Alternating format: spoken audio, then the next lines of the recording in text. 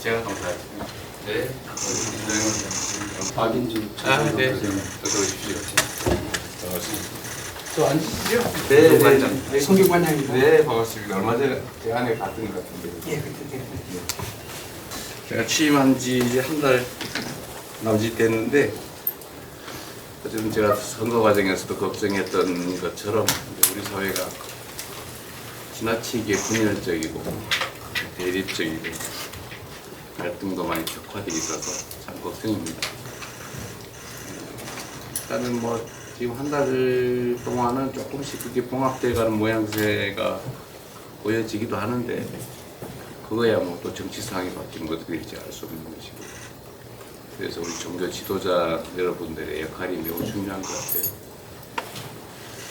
종교라고 하는 게 기본적으로 사랑과 존중을 추구하는 것이라고 생각이 되는데, 어쨌든 우리 종교 지도자 여러분들의 역할이 지금보다는 더 많이 요구되는 시대가 아닌가, 그런 생각이 듭니다.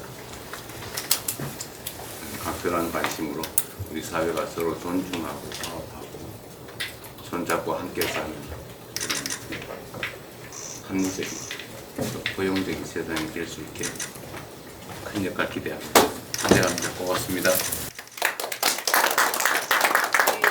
갑작스럽게 직무를 보게 돼서 말씀하신 대로 이제 한 달 남짓 됐는데, 여러 가지 국정 과제들과 살펴볼 것들이 많은데도 불구하고 저희 종교 지도자들을 이렇게 초청해 주셔서 좀 감사합니다.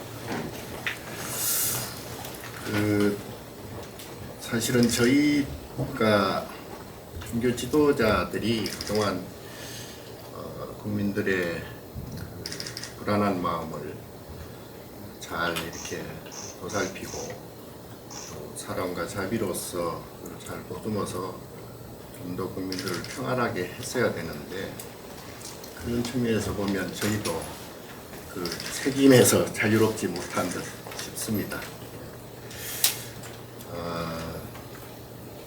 다 아시다시피 지난 7개월 동안에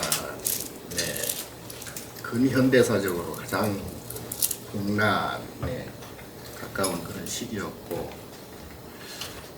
그럼에도 불구하고 우리 국민들께서 집단지성으로 이성적으로 이렇게 잘 갈무리를 좀 해준 듯 싶어서 위대한 우리 국민들이 정말 대단하구나 다시 한번 느꼈고, 그 중심에 우리 대통령님께서 중심에서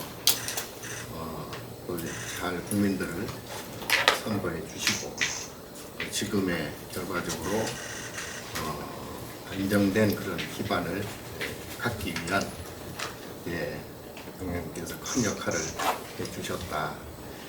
개인적으로는 굉장히 정말 눈시울이 뜨거울 정도로 감사하는 마음이 들고, 이제 앞으로 지금까지 대통령께서 정말 생명의 위협을까지 받아가면서 이렇게 국민과 함께 나라의 안정된 그러한 이제 토대를 지금 마련해 왔고, 지금의 앞으로는 아마 지금까지 그 경험과 그러한 지혜를 바탕으로 해서 우리 국민과 우리 국가를 정말 반석 위에 올려놓는 그러한 큰 영향을 발휘해 주실 것으로 이렇게 희망하고 기대하고, 저희 종교인들도 국민과 함께 국가 국민을 위해서 정말 지금보다 더 평안한 그러한 국민들을 안정감을 줄 수 있도록 그렇게 노력하겠습니다.